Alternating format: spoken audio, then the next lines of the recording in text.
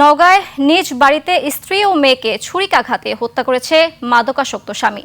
পরে নিজের বুকে ছুরি মেরে আত্মহত্যা করেন ওই ব্যক্তি। অপরদিকে জামালপুরে স্ত্রীকে হত্যার পর ঘরে আগুন লাগিয়ে দেওয়ার অভিযোগ উঠেছে আইনজীবী স্বামীর বিরুদ্ধে। প্রতিনিধিদের তথ্যচিত্রে ডেস্ক রিপোর্ট। 72 ঘন্টা ময়েশ্চার লক সমৃদ্ধ লিলি বডি ওয়াশ শিয়া বাটারের গুডনেস স্কিন রিপেয়ার করে রাখে সফট ও গ্লোয়িং। নওগাঁর আত্রাইয়ে বৃহস্পতিবার রাতে বলরামচক চৌধুরীপাড়া গ্রামে এই লোমহর্ষক ঘটনা ঘটে। নিহতরা হলেন জয় সরকার, তার স্ত্রী বৃষ্টি সরকার এবং 2 বছরের শিশু জেনি সরকার। স্থানীয়রা জানান, মাদকাসক্ত জয় সরকার প্রায় পরিবারের সঙ্গে বেপরোয়া আচরণ করতেন।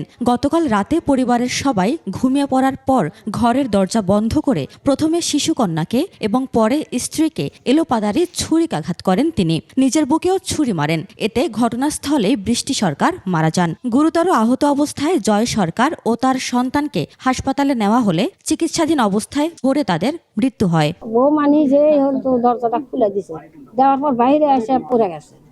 তারপরে ভিতরে ঢুকে দেখে ওই বাচ্চা ওই রকম, জয় ওই রকম মানে অবস্থায় পড়ে আছে। জয়ের মা লিয়ে গলাতে কাপড় লিয়ে বান্ধে দিলাম, ভাই বাঁচাও, তুমি জয় গেলে হাসপাতালে যাও।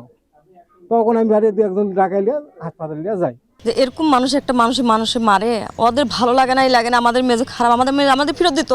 আমাদের কি দোষ করছে ওদের কাছে, এবার যাইতেই চাই না, ওরা জোর করে নিয়ে গেছে। পারিবারিক কলহ ও মাদকাসক্তির কারণে এই ঘটনা ঘটেছে বলে জানান আত্রাই থানার ওসি। রাজশাহী মেডিকেল কলেজ হাসপাতালে রেফার করলে সেখানে তারা চিকিৎসাধীন অবস্থায় মৃত্যুবরণ করে। এই সংক্রান্তে আমরা যিনি মারা গেছেন ওনার পরিবারের সংবাদ দেওয়া হয়েছে, তারা এবং এই বিষয়ে আইনগত ব্যবস্থা প্রক্রিয়াধীন। অপরদিকে জামালপুরে স্ত্রীকে হত্যার পর ঘরে আগুন লাগিয়ে দেওয়ার অভিযোগ উঠেছে আইনজীবী স্বামীর বিরুদ্ধে।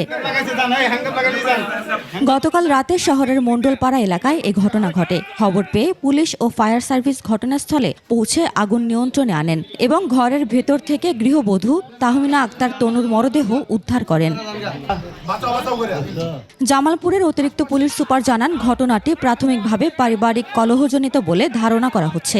অভিযুক্তকে গ্রেফতার করা হয়েছে। স্থানীয় লোকজন এবং সংবাদ কর্মীদের মাধ্যমে খোঁজ পেয়ে আমরা সদর থানা পুলিশ দ্রুত এখানে এসে তারপরে এবং ফায়ার সার্ভিসের সহায়তায় তার লাশ উদ্ধার করা হয়, তার লাশের সুরতাল করা হয় এবং যার বিরুদ্ধে এই হত্যার অভিযোগ তাকে আটক করা হয়।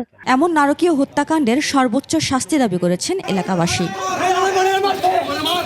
উপমা রায়, ডেস্ক রিপোর্ট, 21 টেলিভিশন।